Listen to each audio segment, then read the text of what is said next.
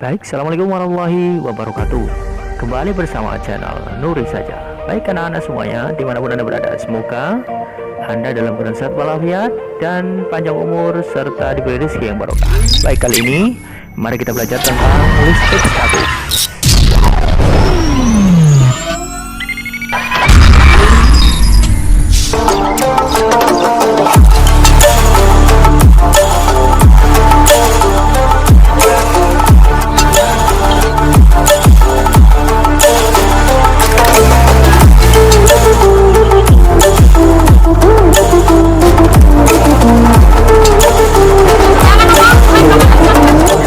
Channel Nuri saja. Jangan lupa di subscribe, share dan like, share dan like, like.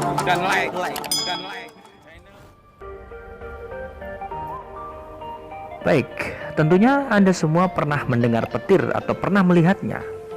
Kenapa terjadi petir? Bagaimana terjadinya petir dan bagaimana menangkal petir itu sendiri? Ya, itu salah satu fenomena dari listrik statis yang ada di alam. Oke, kita mulai dari hukum Coulomb. Kita mengetahui bahwa setiap partikel yang terkecil di dalamnya terdapat atom. Atom ini memiliki muatan. Ya, muatan di dalam atom yaitu ada muatan positif dan muatan negatif. Muatan yang positif namanya proton, muatan yang negatif namanya elektron. Nah, apabila sebuah muatan memiliki kelebihan jumlah negatif, maka dia bermuatan negatif atau dikatakan partikel bermuatan negatif. Ketika jumlah positif atau proton lebih banyak, maka dia dikatakan bermuatan positif. Kedua jenis muatan ini, jika positif bertemu dengan positif, maka akan tolak menolak. Begitupun negatif dengan negatif. Tapi apabila muatan yang berbeda, negatif dan positif akan saling tarik menarik. Nah, Anda semua bisa mencoba dengan alat praktikum seperti pada gambar elektroskop. Ya, dengan menggunakan kerenjeng atau bahan pembungkus rokok. Ya, di bagian dalam itu kita bisa menggunakan alat tersebut untuk mengetahui gejala listrik statis. Tentunya dengan langkah-langkah yang sudah ditentukan. Ya, selamat mencoba ya. Oke, mari kita lihat bagaimana interaksi ketika ada dua partikel atau bola-bola bermuatan ini. Bagaimana ketika dia sejenis dan bagaimana ketika mereka berlawanan jenis.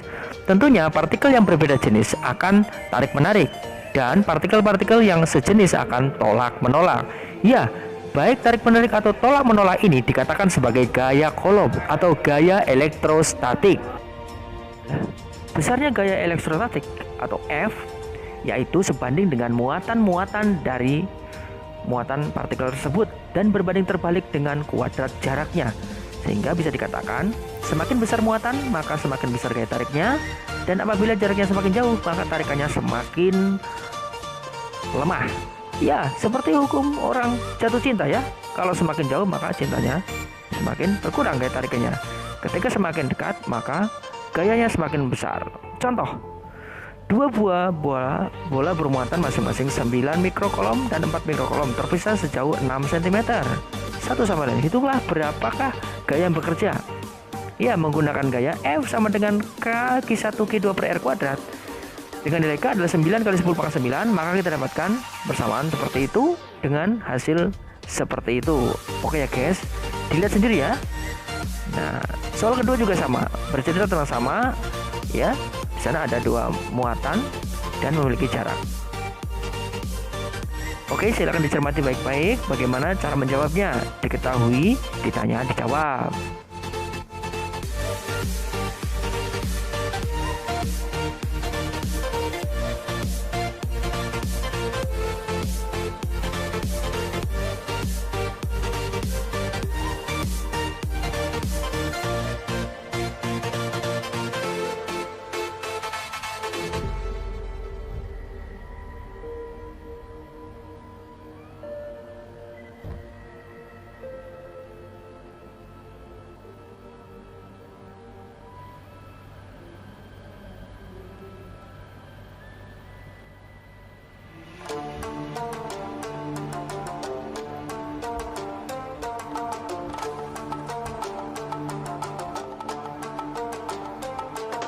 Oke guys, setelah kita bicara tentang hukum Coulomb dan formulanya, serta soal-soalnya. Sekarang kita beralih pada apa kira-kira coba? Yaitu medan listrik. Ya, dari kedua kata medan dan listrik. Medan itu area, listrik adalah listrik. Jadi area atau medan yang dipengaruhi oleh listrik. Pengaruhnya bagaimana? Ya, ketika sebuah partikel berada pada dekat muatan, maka dia akan didorong atau ditarik. Siapakah yang mendorong, siapakah yang menarik sekarang? Kita lihat. Ketika sebuah partikel bermuatan positif, dia akan mendorong partikel atau benda-benda di sekitarnya. Dia akan mendorongnya. Ya, karena sifat muatan positif dia mendorong-dorong, ya. Sementara ketika dia bermuatan negatif, maka dia akan cenderung menarik partikel. Ya, itulah karakter dari medan listrik dari muatan negatif. Dia pengennya menarik-narik begitu ya. Seperti digambarkan pada anak panah seperti berikut.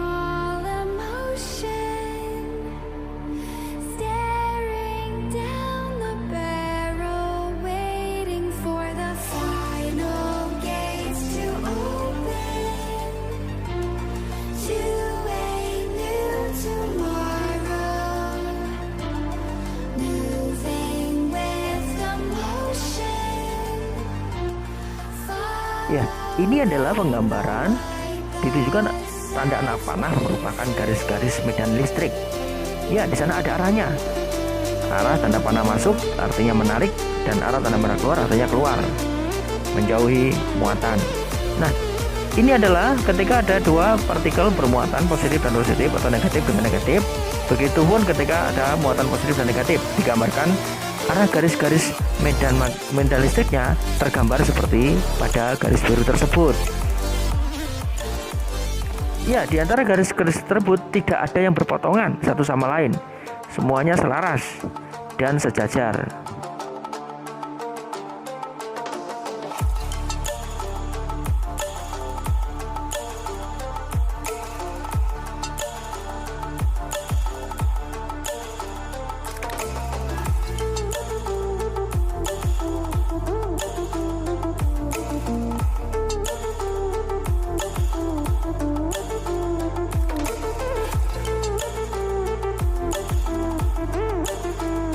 Sekarang kita beralih pada hukum Gauss, masih berkaitan dengan kuat medan.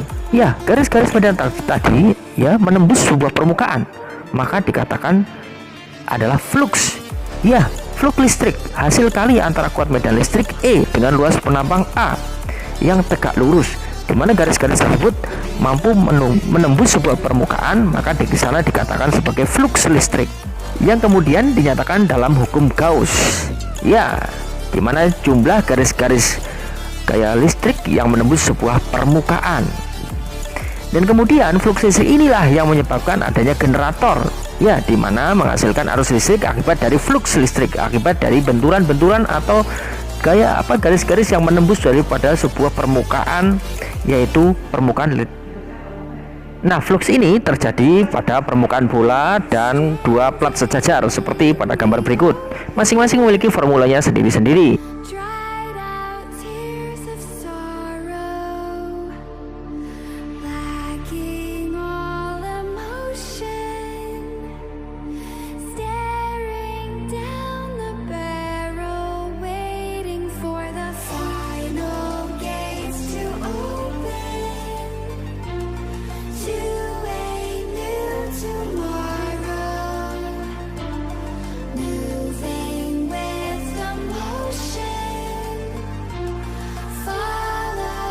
Apabila sebuah partikel mampu berpindah atau bergerak dari sebuah titik A ke titik B yang memiliki beda potensial, maka terjadi namanya energi potensial. Ya, W, F dikali R, gaya kolom dikali dengan jarak. Potensial ini biasa disebut juga dengan tekanan listrik. Sementara energinya dilambangkan dengan W, yaitu W sama dengan K, Q1, Q2 dikali dengan 1/RA min 1/RB.